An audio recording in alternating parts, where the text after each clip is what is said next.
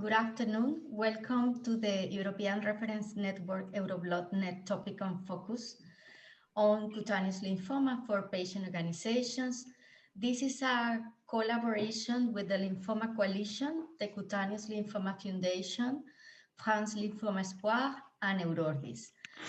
The program aims to disseminate the innovative topics related to cutaneous lymphoma among patient organizations in order to improve capacity building and to give visibility to the medical services available in Europe. Today's session is about treatment options available in Europe, and we will be focused on skin-directed therapy and systemic therapy and clinical trials. We have very relevant voices today with us. Professor Rudolf Stadler will be presenting the clinical part, and Guy Bouquet will be in charge of the patient voice. Professor Rudolf Stadler chairs the Department of Dermatology of the Medical Center Meiden. This is a leading dermatology department in Europe and is one of the largest in Germany. He has been president of the German Society of Dermatology and the Cutaneous Lymphoma Task Force of the European Organization for Research and Treatment of Cancer. He has a vast research activity and has received several awards in recognition of his outstanding and exemplary contribution to promoting and advancing dermatology at national and international level. As I mentioned, the patient representation will be on charge of Guy Bouquet. Guy is patient expert, president and co-founder of France Lymphoma Espoir, and he's involved on an international level as a director of the Lymphoma Coalition Europe. He's also a member of the European Society for Bone Marrow Transplantation Patient Advisory Committee, and participates in several advisory boards, and it's involved in building different education programs. We also have today with us Susan Thornton. She was a promoter of this program. She's the CEO of Cutaneous Lymphoma Foundation and has a personal experience with cutaneous lymphoma. And I want also to say thank you to Ariane Weinman, the EuroBloodNet Public Affairs Senior Manager. She supports the European patient groups advocacy in the 4 European reference networks, including EuroBloodNet. So without losing more time in this, I will give the floor to Professor Rudolf to start his presentation. Welcome, everybody. Yeah, welcome everybody to you, everybody. Thanks for this exceptional introduction. It's an honor to me to talk to you, to the patient foundation, and so it's important to have a close connection between patients and physicians to increase our knowledge and most important to get the future perspectives in cutaneous lymphoma so that we can finally cure patients of cutaneous T-cell lymphoma. And I have to thank EuroBloodNet that this is now our topic today. So cutaneous lymphoma, new therapeutic developments is my presentation, and this is my conflict of interest. It's all companies who are involved in clinical research and studies of CTCL. So the agenda is basic therapeutic concepts, new therapeutics, and the future directions. The agenda and the learning objectives today is the therapeutic concepts, new therapeutics, future directions. And what are the key concepts? First of all, early stage mycosis fungoides should be treated with skin-directed therapy. And mycosis fungoides starts with limited disease in general, with some exceptions. So the basic motion is to keep cutaneous T-cell lymphoma in an early stage of the disease. There are also periods where you can have expectant therapy when no treatment is preferred. In advanced stage mycosis fungoides or Sézary syndrome, systemic treatments may be considered as first-line therapy. And of course, there are also patients middle-aged with advanced stage disease, and this is the most problematic patient group. Then we have to discuss the reduced allogeneic hematopoietic stem cells transplantation to maybe cure these patients. But of course, this is a hard decision because a number of patients will die by this kind of treatment approach. And finally, a holistic approach to patient care with consideration of health-related quality of life is essential, and symptomatic relief of pain, itch, insomnia, and depression may be needed.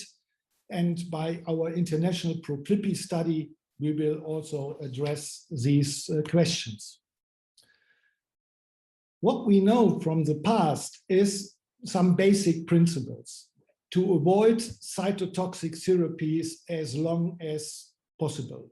It has been shown that highly aggressive therapy or multi-chemotherapy will not prolong the life of the affected patients. And give skin care with emollients, reducing bacterial colonization, most important. I will come later on that. Treat additional symptoms, pruritus, especially in patients with Sézary syndrome. Use standard treatments correctly, PUVA, photochemotherapy, and systemic therapies, and think about maintenance therapy, one important issue. And what is, for me and my experience over all these years, keep in close contact with your physician, because if something pops up, then immediately get in contact with them to clear the skin. That's my notion to that. The treatment strategy still in this decade is stage dependent on the stage of the disease. So from mycosis fungoides stage 1 to Sézary syndrome, or including viscera involvement, it's all stage adapted. And we start with skin-directed therapies all over decades with potent topical steroids, with narrow band UVB, photochemotherapy. And what is new, at least in Europe, and especially in Germany, is to use the alkaline chlormetine gel. The others, especially bexarotene gel, made it never to Europe. It's still available in US and Canada. And all these approaches has the idea to avoid progression of the disease. And if we talk about skin-directed treatment responsible in topical therapies, then you can see on the right the response rates in all these controlled studies. These were controlled, randomized studies with a huge number of patients in early disease stage. And as you can see, the solution compared to the gel was not inferior. And so this compound was approved worldwide, not only in the US, also in Europe, for the treatment, specific treatment with alkalines of early stage disease, and as combination part in patients with advanced disease, which have not only tumors, which have in addition patches or plaques. So both together means a tremendous advantage in this kind of therapy for these patients. And we ourselves have done a cohort study in patients in 2 German skin lymphoma centers with Ulrike Wehkamp and myself to show that also in daily practice, it's chromatine gel, Ledaga, is of great help in the treatment of CTCL patients. And what are the current systemic treatments in advanced mycosis fungoides and Sézary syndromes? We have the immunomodulators, the non-toxic compounds, which are the rexinoids. This is example is the bexarotene with the trade name tagretine. the retinoids, the acitretin, and the interferon. Interferon is now stopped and withdrawn from the international market. Several companies did that, including Roche. So we have now worldwide the pegylated form of interferon available, and we can use it in a microgram dose once per week to replace the former interferon widely used worldwide in the treatment of cutaneous T-cell lymphoma. And in addition, we have extracorporeal photopheresis, which has shown to be potent over more than 30 years with no major side effects, very good handling, and which can be used as basic therapy and in patients with erythrodermic NF, and of course also in combination with the immunomodulators. In recent years, radiotherapy advanced a lot. It could be shown that low-dose radiotherapy is enough to control the disease, especially with total skin electron beam therapy. One has not only one single shot, one can do it twice, or in special cases, twice. And then we are coming to the antibody-based therapeutics, which I will discuss in detail, and the HDAC inhibitors, which we are looking as maintenance therapeutic worldwide, and of course, single agent chemotherapy, which one of the most used compounds is gemcitabine, then the polychemo and the allogeneic stem cell transplantation. What is very important is the holistic approach. And I told you that bacteria can drive the disease. Exotoxins of Staphylococcus aureus will stimulate interleukin-2 production and thereby increasing T cells, and modulate the cytokine profile to an immunosuppressive status, so that even more interleukin-10, which is immunosuppressive acting, tends to even more shift the patient into immunosuppressive. And Lindahl and co-workers have nicely shown that by using a cocktail, cutaneous T-cell lymphoma can be controlled and resolved, and then continue with other kinds of therapies. Coming to the antibody-based therapies, this has very much advanced our field by addressing certain epitopes on T cells, like CD30, CD52, which is expressed almost on all blood cells. The chemokine receptor T cell is expressed on skin homing T cells, and KIR DL2, the KIR antibody, and is expressed on, belongs to a immunoglobulin-like family, and is expressed of NK cells and transformed MF cells, and especially in Sézary cells. So these are markers which are important to be addressed, and also T-cell activation markers like PD-L1. The others I won't discuss in this presentation.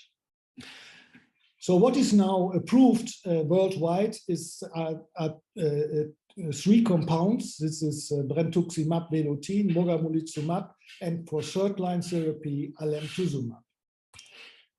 Brentuximab was proven in a huge study, phase 3 study, worldwide performed, the so-called Alcanza study, comparison of brentuximab to a physician's choice.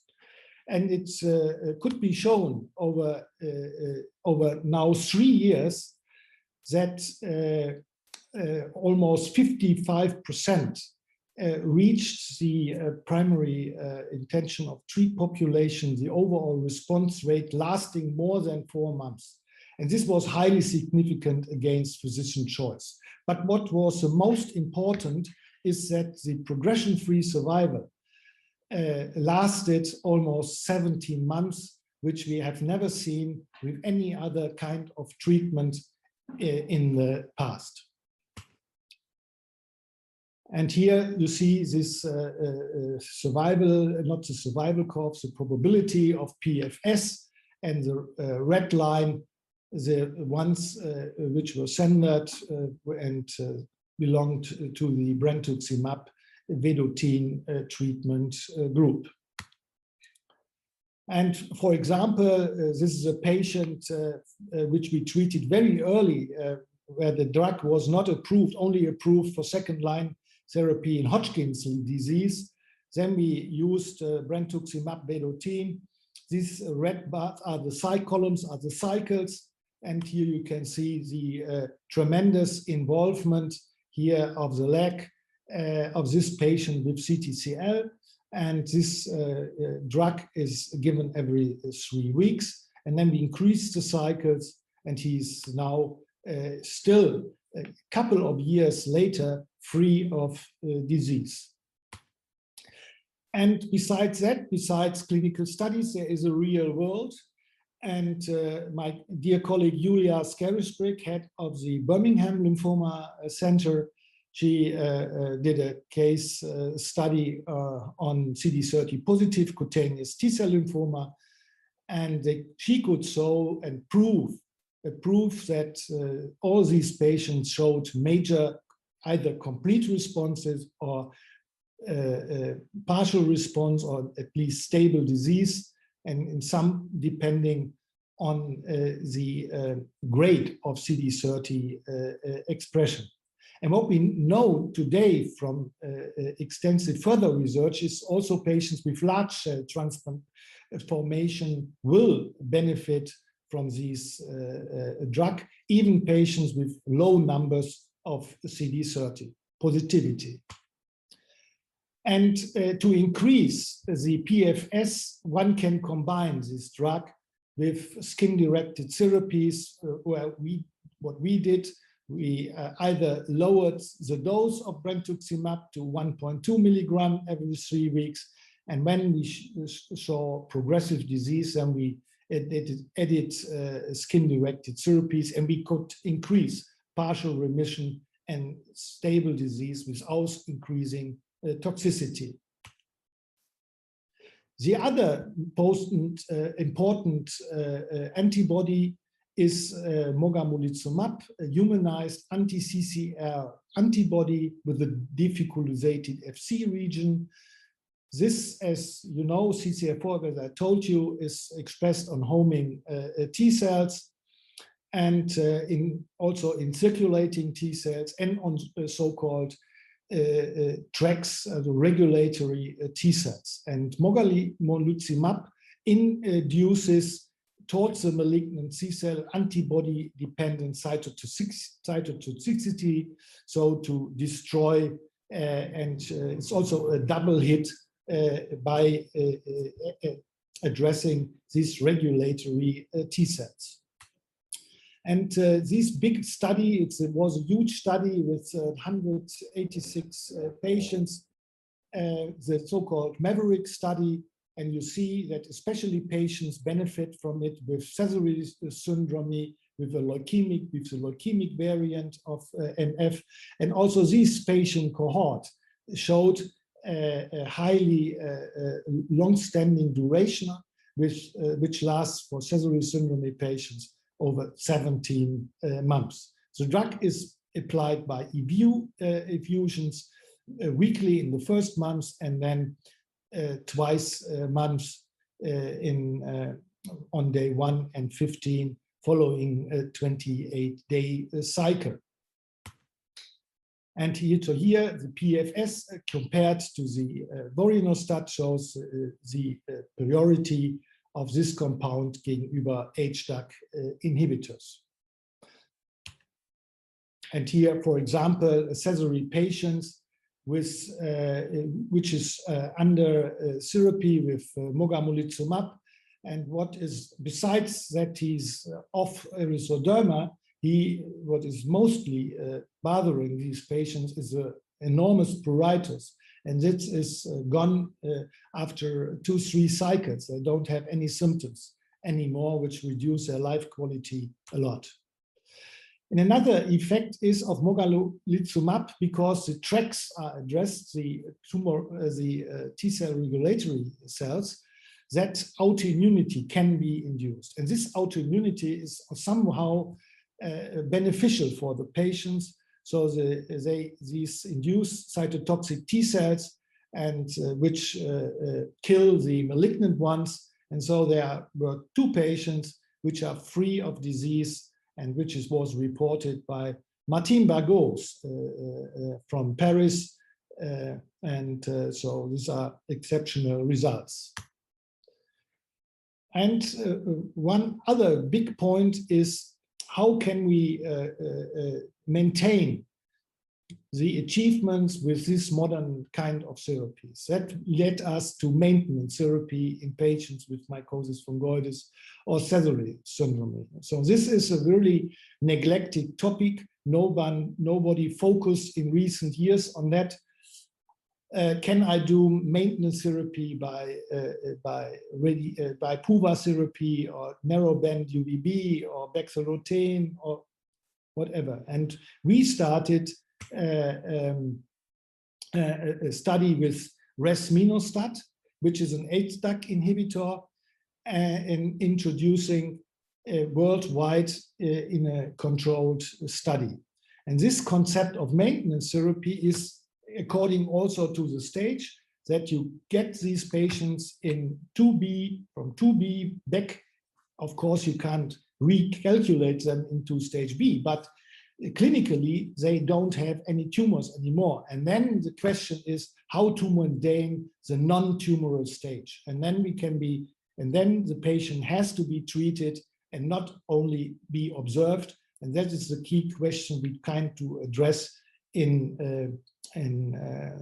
with this study. And this study is a phase 2 study with 190 patients worldwide in more than 50 centers and treated with this HDAC inhibitor orally over day 1 to 5, and then in a 2 weeks cycle.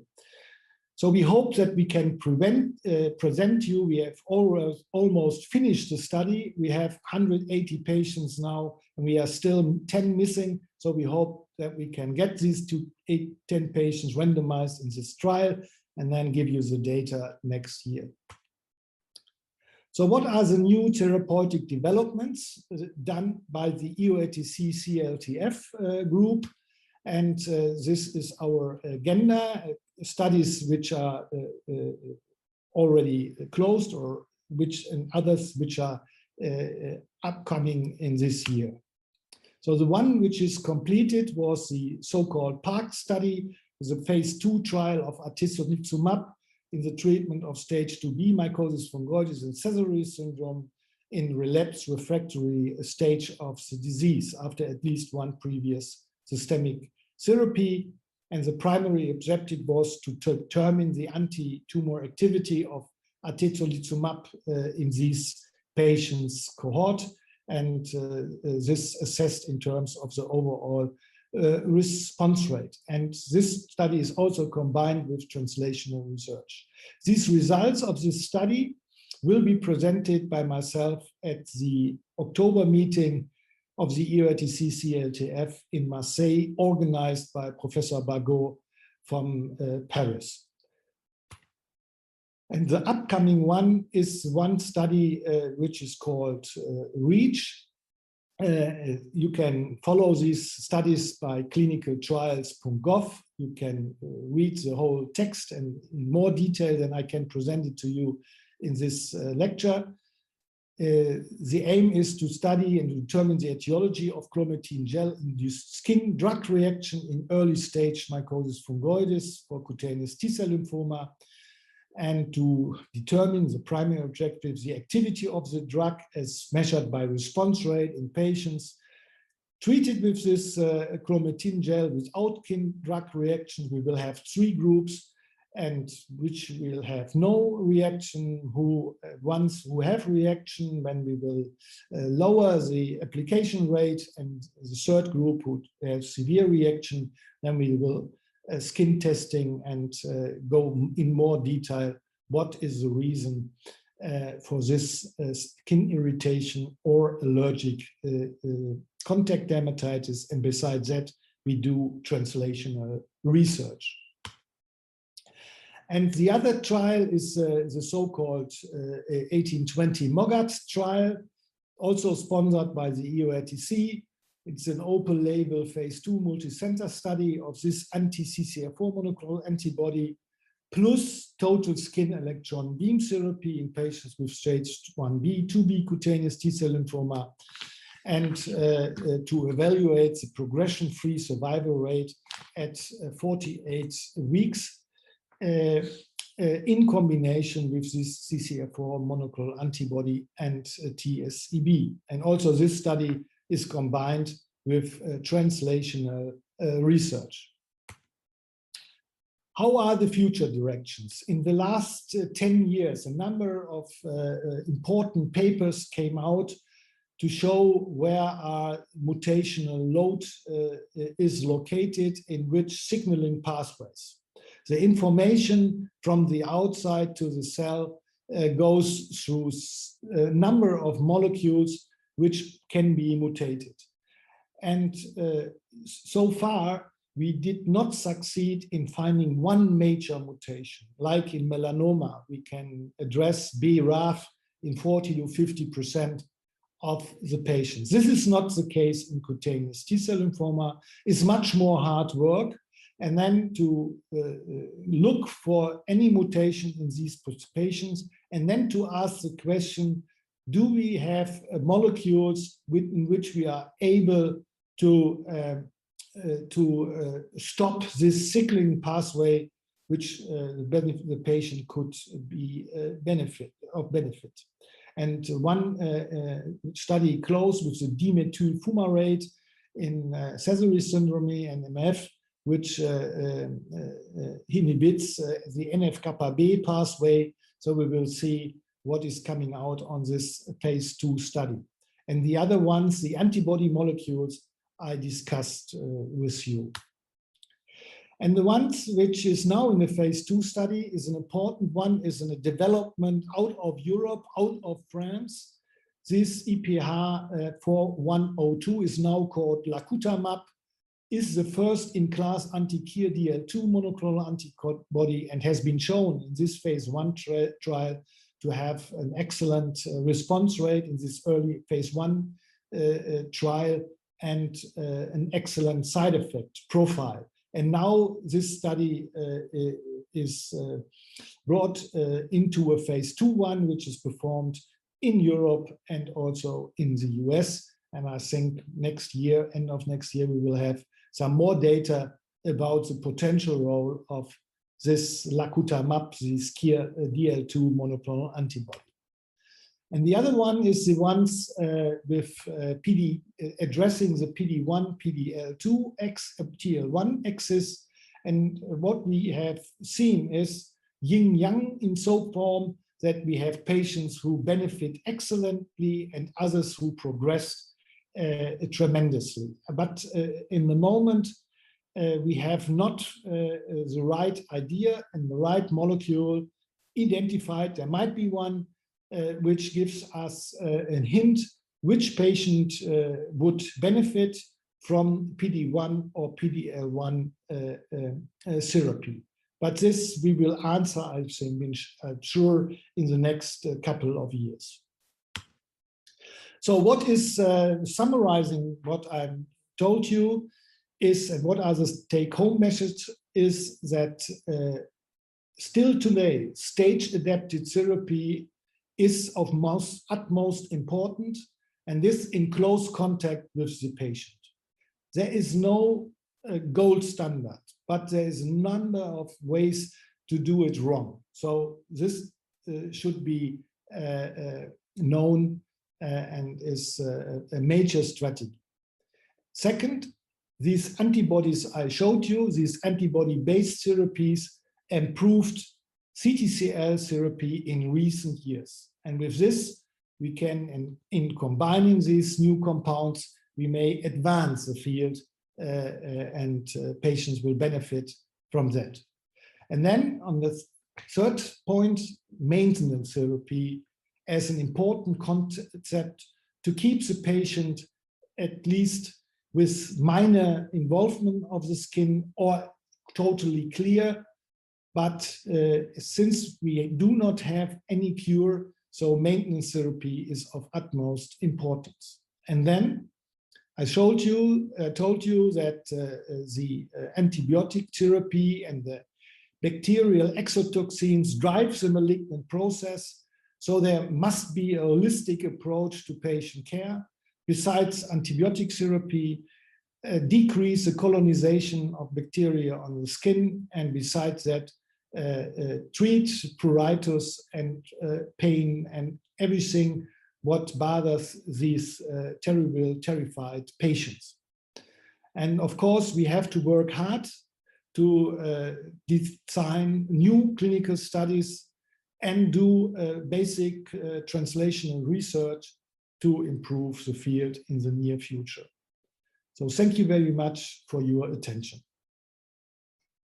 Thank you, Professor Stadler. And I think that is such a wonderful presentation to show everyone what's been happening really relatively recently in new therapies for cutaneous lymphoma patients, all of the research that's been going on behind the scenes to understand the complexity of this disease. There's no one easy answer. And I think the terminology is, if you've seen one patient, you've seen one patient. And we've got a lot of work to do to figure out how to create these newer therapies to target the right patient at the right time, wherever they may be in their disease journey, right? So, but I think from a patient perspective, it's so exciting to know that all this work is being done and so much more to learn, but we've really made some great progress in the last 5 to 10 years that has been unprecedented. So, and more to come, which is really exciting. So thank you very much. And I think that sets up our next guest speaker, my wonderful colleague and dear friend, Guy Bouguet, who comes to us from France and the French Lymphoma Organization. And really, Guy, the importance of patient advocacy and why, as those of us that are patients and are kind of immersed in making the connections with the clinical community and the regulatory community, and how that's so important, the role that this patient advocacy plays to bring these new therapies to the table, but also to feed back what the real patient experience is. So I will turn it over to you to share a little bit about your experience and what you've been doing in the arena of patient advocacy, not only in France, but really globally and throughout Europe. So the floor is yours. Thank you, Susan. I also wanted to start by this comment. As Professor Stadler was speaking, I realized how tremendous the advances in treating cutaneous lymphoma were made in the last 5 to 10 years.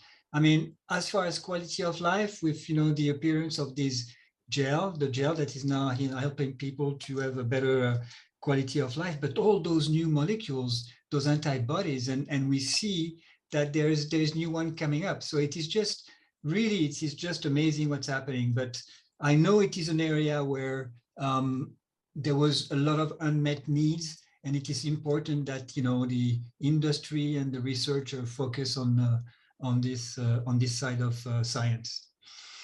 Regarding, you mentioned that I have some type of an history with the disease. Well, I don't have specifically an history with cutaneous lymphoma. I was diagnosed with follicular lymphoma, which is a a more systemic type of lymphoma, one of the most common type of indolent lymphoma. But what I can share with some of the cutaneous patients is two things.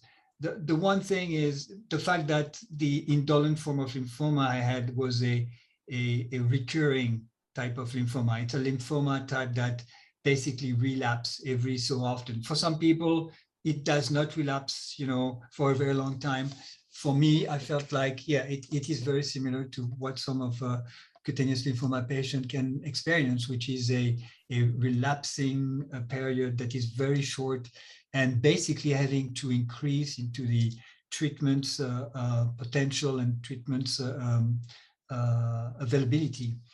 And at the end, what actually I can share as well with some of the patients is the fact that I had to go through a allogeneic bone marrow transplant, and going through that process, as Professor Stadler say, I mean, it's a very, I would say, very specific steps into the treatment of lymphoma. We know it does work, but sometimes it doesn't work, and we don't know why it doesn't work. But when it works, it's miraculous when it does work. When basically the bone marrow transplant, the marrow or the immune system you receive from your donor actually managed to keep the disease in control, and that's amazing. But like every other treatment, there could be topic treatments, there could be intravenous treatment, they could be antibodies or CAR T cell. There are always side effects. And for bone marrow transplant, allogeneic transplant, there could be some serious side effect. It is not a rejection of the graft, but it is basically developing some autoimmune diseases, which basically put the patient into a different type of medicine. Like I've been grafted 16 years ago, but I don't see my hematologist anymore. For the last 16 years, I'm seeing a transplant doctor, which is a completely different science. And the science of the graft doctor is to basically make sure that those immune systems, they can co-live together. Anyway, so this is what I can share with some of the cutaneous patients as far as my experience. But as far as the work that I'm doing every day, after I was diagnosed for follicular lymphoma, I realized that there was not enough information. It's basically the usual process of understanding what's around for patients, how our patients can make a wise decision on their treatment, how can they understand their treatment. So I realized that was in 2000, there was no information. So I co-founded an organization called France Lymphome Espoir in 2006. As a matter of fact, the day I created this structure, I went to the meeting room inside the hospital with my, I don't know how you call it in English. Basically, I was still connected to my IV. I had just received my bone marrow transplant a couple of weeks before that. So the idea behind the patient organization is basically it's to provide information, educate patients, so that we do have patients that, as I say, understand what's happening to them, and they can make the proper decision, have the proper discussion, and evaluate the treatment with their doctors. So the mission is information. It's also providing support to the patients that go through the disease by different type of means. It could be meetings, it could be platforms, it could be anything like this. And it's also the care that we provide this information and the support for. And of course, at one point, it is to support research, and in the way we can try to stimulate the research. And of course, and that came with time for us, because when you start, you're very small, you depend on some sponsors, and then as you stay alive as an organization, you do creative work, you become more let's say an actor into the system, you are a validated actor. We engaged into advocacy, and this is where well, Susan and I and Natasha, we've been doing quite some work together at the international level, but also at the national level. It is basically being able to represent the patient in front of the authorities and the regulators. It is telling them that, you know, they're making the wrong choice, they're making the wrong decision, and really fight for the patients. I'm very lucky also, I didn't mention that, but my organization is located in the same hospital as Martine Bagot, and Professor Stadler mentioned her quite a bit. And Professor Bagot is at the source of many research that were highlighted earlier today. And so I have the chance to talk to her and get some insight from her. And over the last, I say 18 months, we've been doing quite some work on this mogamulizumab treatment, because it was going to be first approved in Europe through the French. France was going to be the first country to approve the disease and actually negotiate the price for the molecule. And over the last 18 months, we had to struggle quite a bit. And recently, we managed to basically allow this treatment to be prescribed, to be infused at home, which is a very big improvement, especially during the pandemic pandemic time. We were able to fight for reimbursement and making sure that the molecule was completely reimbursed wherever the patient was treated in France. So that access to everyone was a major work. So again, yes, we're doing a lot of work with Martine Bagot, and Martine Bagot she's never, let's say, in need of. She always have good ideas into developing new therapies and new trials. As I said earlier, we do work, Natasha, Susan and I, through different type of networks, through also the ERN network. We do collaborative work together. We are part of different groups like international collaborative organization like the Lymphoma Coalition. We do participate into the EBMT, EHA. We try to we try to influence also the decision makers, but the people who actually do the treatments, often provide treatments. But we also share our own experience. And for instance, with the Cutaneous Lymphoma Foundation, I've been working with Susan for many years. And the first step of our collaboration was to basically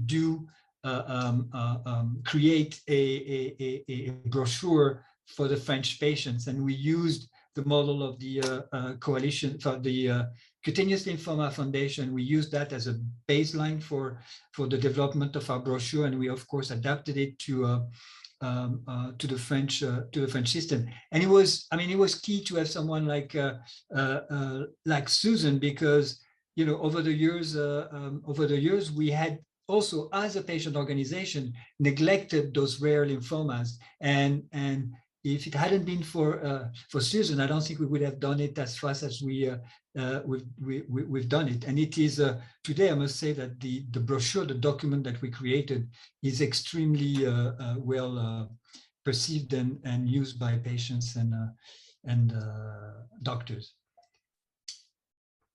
And I think you bring up a really good point, Guy, when you, especially for the rarer diseases, how important it is for all of us on the patient advocacy side to work together and collaborate, because none of us can do the work on our own. For us in the Cutaneous Lymphoma Foundation world, understand the disease very well. We understand the patient experience, and we are very fortunate to be invited to the scientific meetings to learn about what's happening in research and clinical trials and connecting. But, we're small, there's only 5 of us. So trying to be expert in what's happening in France or what's happening in Spain or other locations is really hard. And of course, we don't speak the language, so that makes it even more difficult. So these collaborations are so critical to bringing the information to the patients and really bridging that kind of that gap between, what happens in the clinic with the patients and then what happens when they go home, and then they have all these questions and how do they manage that, and then bringing that information back again into the whole process. And I think with all of the new therapies that are becoming available, the challenge now is how do we make sure that while they may be approved on the clinical side, that they actually are available for patients under the different health systems and the access and the reimbursement. And that really requires a lot of collaborative effort and data collection, which is where the independent patient perspective comes into play. And we have to all work together to be able to present that kind of united front, right? To make sure that at the end of the day, all the patients have access to not only the therapies, but the specialty physicians, and how do they know who they are and where do they get them? So it's, we all have to work together. And I think that's what makes this all fabulous and very exciting to be able to get to this point. And it's been a great, I think, our collaboration over the many years, as we've kind of done it, not really super formally, but has made a big impact. And now we have this great opportunity to co-host with Martine Bagot, kind of our first formal patient program after the finish of the scientific meeting in Marseille. So that will be so exciting. And I think that's a culmination of many years of absolutely effort. I had noted that we need, it's on October 16th for people who are interested. It will be in Marseille. There will be the first patient session at EORTC. Yes, and all delivered in French, except for me. And in English, if we have enough English speakers, we'll have the translation. Yeah, that's great. I just want to quickly finish what I was going to do.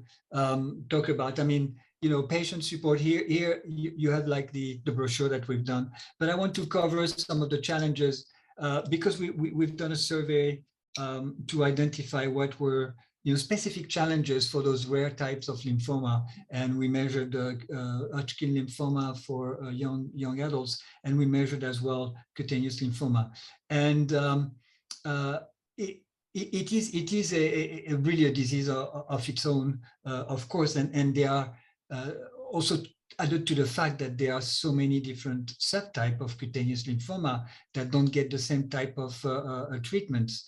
But the most challenging part is knowledge of the disease. It's the knowledge of the disease from the patients, and still and some of the medical professionals. Some of them, the diagnosis process can take. It does take a long time for other bigger type of lymphoma. It can take months sometimes, but for cutaneous lymphoma, it could be extremely long, and it is extremely frustrating. It can take years. Is cutaneous lymphoma treated by hematologist or by dermatologist? That sometimes is a real problem, because the patient get bounced back from one specialist to another, and sometimes, yes, some expert center are very lucky to have put a system in place to care for this, but in other places it's difficult. Is there a cure, really? Is there a real cure for some type of cutaneous lymphoma? That's a question. Treatment options and burden of the disease. Of course, the burden of the disease, it is one of the type of lymphoma that is actually visible, and it could be a real challenge in a society that when you show your differences. And the last thing is clinical trials, and clinical trials is very important, and we see that the activity is growing as well. And just an example is we put together a website in France, a platform where the French patient can go and look and find out if there is a clinical trial in France that is open, phase 2 or phase 3, that addresses their subtype of lymphoma, and we give them all the information in a comprehensive language, of course, in French, for those who speak French, and also we refer them to the hospital where those trials are open. So this is part of informing and giving the tools to the patients so that they can take care of themselves as well in a very difficult journey sometimes. Great. I don't know if you want to take the questions now. Yeah. Before you, may I just interrupt? Please go. And Yes. Susan and Guy, if I can address you like this, I would thank you for this tremendous engagement. I think this is not only important for the physicians, for the patients, and also for the physicians, because dealing with cutaneous T-cell lymphoma, and I see a dear friend of mine, which is also following, is Robert Knobler. He's a pioneer of photophoresis in Europe and also all over the world. So this you have to have passion for these patients. And you asked the question, hematology or dermatology. It's not the question either hematology or dermatology. I think we have to have cooperations, and the hematologists have different ideas than we from the dermatology part. And you see, the hematologists were much more aggressive by history than we did. And so the combination might be a benefit lastly for the patient. And what you achieved in France, we have to put that, as you mentioned, all over Europe. And to get in touch, maybe we can address the representatives of each country in Marseille under the guidance of you and of Martin, a dear friend, which does, as you said, exceptional work on CTCL. And as you see, the Hôpital Saint-Louis has the tradition of cutaneous lymphoma worldwide. So we hope we can come together, and also our national health systems has to come together, because it can't be that that a patient in France can get mogamulizumab at home, and in other countries only in the hospital, or even if he can get it. So this we have to overcome. So, but this is a nice achievement what you did for your patients in your country, and I think this is exceptional. Thank you so much. Totally agree. And I think what's so exciting is that we're on the edge now with the visibility of the disease, and being able to do a program like this to bring people together and visibility. And it's a new future for all of us, which is really fabulous, really fabulous. So thank you. Okay, we had a couple of questions. There was a question earlier in your presentation, Professor Stadler, about what does it mean when you talk about clinical trials and physician's choice, within the clinical trial arm. Oh, you're on mute. Unmute. Excuse me. Professor, there you go. The physician's choice is either a standard kind of therapy, what we did in the past, like methotrexate was a comparator in the brentuximab vedotin study, or an HDAC inhibitor, which was approved in the United States, not in Europe. So these are the comparators as physician's choice.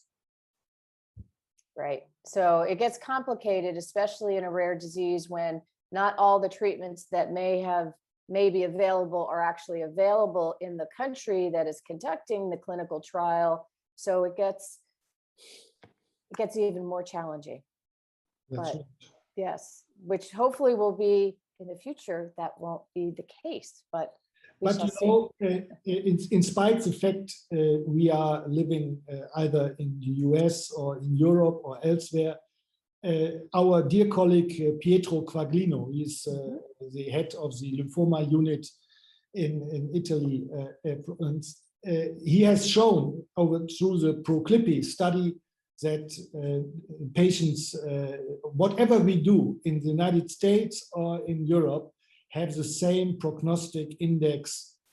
So we don't have any secret bullets in either continent, neither in US nor in Australia. So we are basically doing what I showed you.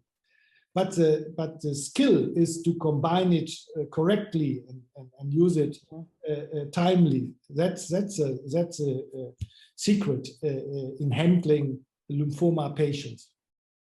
Right, right. And again, why it's so important for patients to understand some of these components of so that they can participate, because without the patients participating, you can't gather the data, and we need to feed back, well, what is our experience? How did this work? Was this available?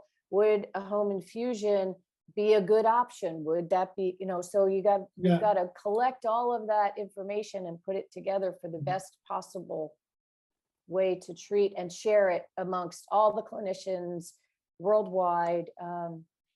Anyway, I'll get off my soapbox. Someone asked, is there a foundation in Belgium? Not yet, but there is one in the Netherlands, which is right next door. And our friends Mickey and Tan are here on the webinar. And one of our goals is to connect with patients in the different countries. If there isn't an organization, because it's such a small rare disease, it takes a lot of effort, like Guy shared, to not only create a foundation, and I think Mickey and Tan can probably speak to this because they've just done this recently, but then to maintain it over a long period of time and to be able to deliver the information and to have the technology to do it requires a lot of effort and some money, actually.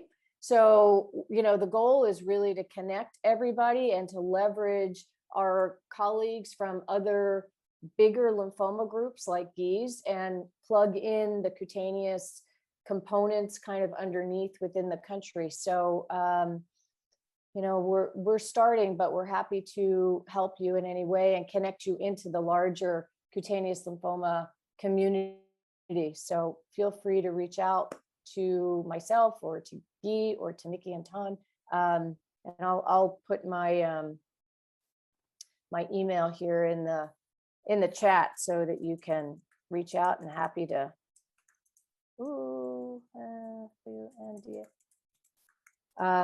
happy to help, because I think the important thing is to connect the patients together, however we may do that, through all different methodologies. Let's see, and I know we had a question with regards to the impact of stress on the disease. So I don't know, Professor Stadler, that this question gets asked quite a lot. And I think we have a lot of anecdotal information, but no one's really looking at the scientific data to see if there's any impact. This is a part of a future project of the ProClippi study of quality of life to measure that. So we don't have really correct data. But anyhow, in general speaking, stress in every situation of cancer is not a good idea, not a good advice. So any physician should try to get the burden of the disease from the patient and give him hope and give him clear recommendations. And this is I think most important.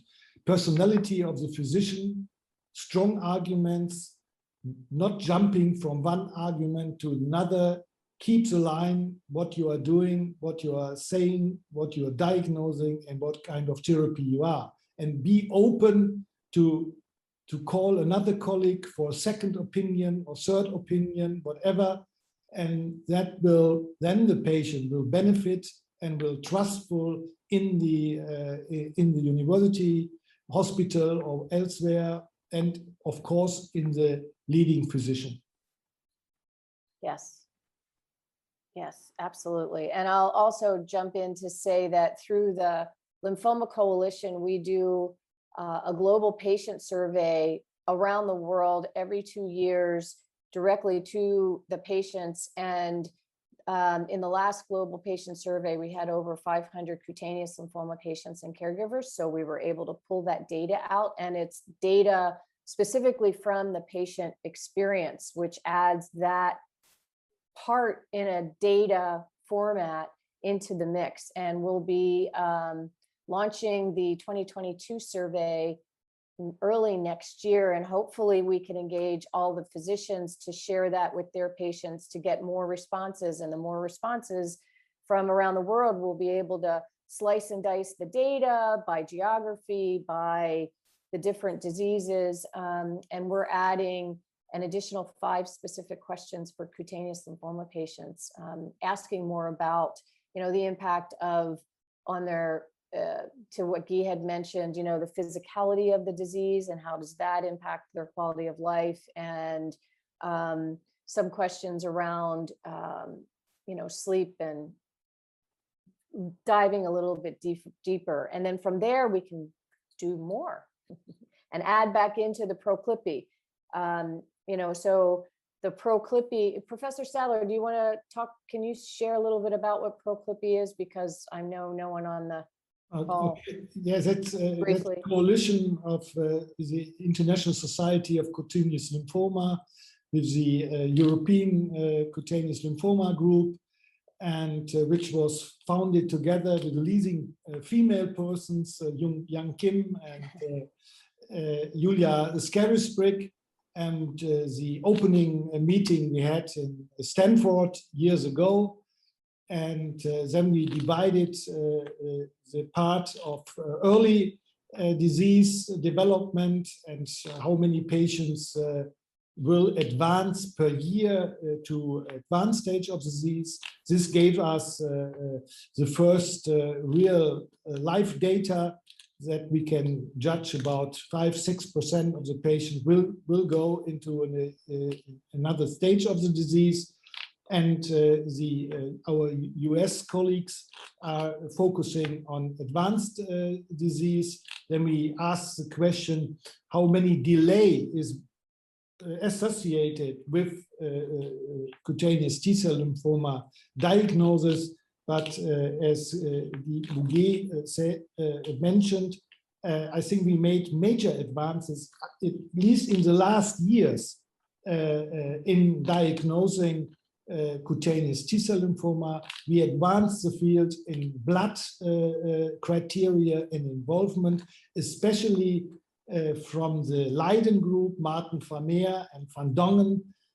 We have now a network, EuroBloodNet, and we will start a study with new antibody cocktails just to objectively diagnose Sézary syndrome, not depending on any subjective notion of any physician. So I think this will advance the field. And together with your foundation, we have to make a map. Where are the centers for orphan disease? Where are the experts? And then on the countryside, we also have to identify physicians who are interested in this disease. If you don't have any physician who are interested in the disease, forget it. So this has to be compassion, and this is a key issue.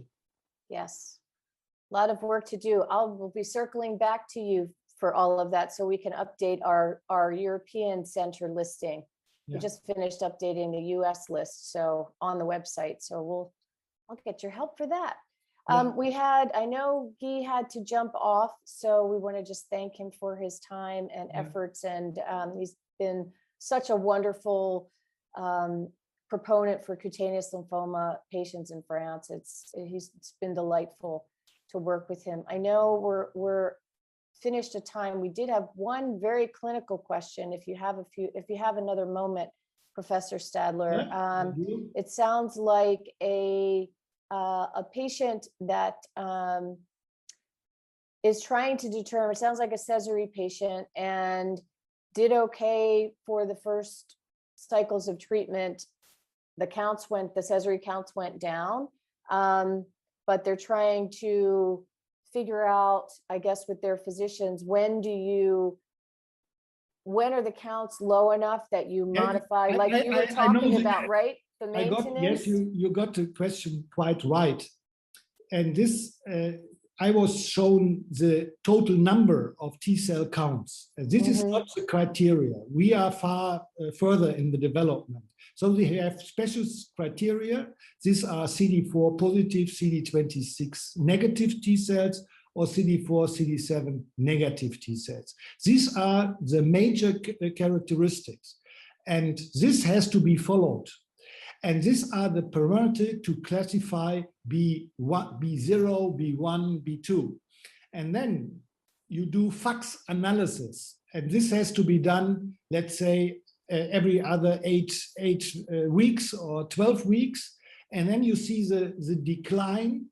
If the patient had B2, as in Sézary syndrome, he had to, by definition, then you can control objectively the part of CD4, CD26 negative T cells. But you have to have a FACS analysis to have this objective parameter. And then you can, this is an important question, then you can extend the cycles of mogamulizumab and see what is the individual dose to keep this patient free of disease or clear mostly.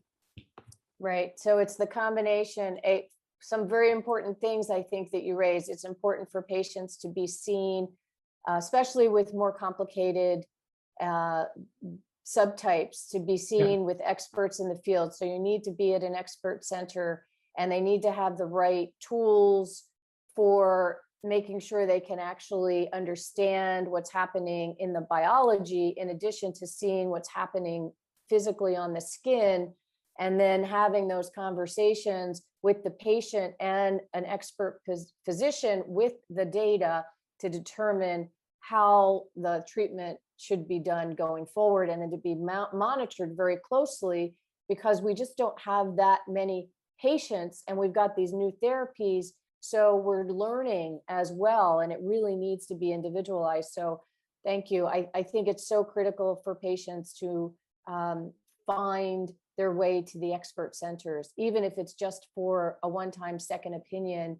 And I know everyone that I know on the clinical side is so willing and wonderful to work with other community physicians and so forth and serve as consults, because not all patients can physically travel all the time to the major centers. So you are all fabulously generous and willing and able to collaborate with other clinicians. So I think that's really important. Let's see, I think, and I know we're already 15 minutes beyond, and Guy, you're back. Oh, okay, we have one more question. Diagnosed with MF 30 years ago, still doing fine, good. Faher, using diprosine for skin lesion and wondering about the best treatment. Well, I always think it's good to talk to your physician, and I'm not familiar with that topical. It might be a steroid. What was the name? I didn't get it. Diproxene, Diprosene. Diproxene. That means it's a steroid. Sounds like a steroid, right? That's a steroid. Okay, steroids, you can use it to which is anti-inflammatory, but it's non-specific for cutaneous T-cell lymphoma. And if you take it too long, you harm your skin. You have a tremendous atrophy, telangiectasia, whatever side effect in steroids induce. So I think nowadays we have far better skin-directed therapies than to use high-potent steroids over a longer time. Yeah. So it would be great to talk with your physician, and if your physician would be, if they're not a cutaneous lymphoma expert and they may not be aware of some of the newer availability of like Ladaga and some of the other treatments, then I'm sure Professor Stadler or any of the other physicians, depending upon where you are in Europe, would be happy to consult, and share and make sure that your physician is aware. So yeah, I think that's it. So much to take in, it's like everybody's head explodes. I know it's hard. I've been doing the deep dive with all the wonderful scientists and researchers for 11 years, and it's still a lot to kind of wrap your head around. But I think that's why we're all here from the patient organization side, is to kind of do that translation and put that together in layman's terms. And again, it's so wonderful to be welcomed and invited into the clinical community with such open arms, because that really makes a difference, and bringing that information forward to the patient. So thank you so much, Professor Stadler and Guy. Always a pleasure. And we'll gather in Marseille for more dialogue. Hopefully, yes, we'll see. Maybe we can find a way to get Nikki to come. Yeah. Nikki and Tan.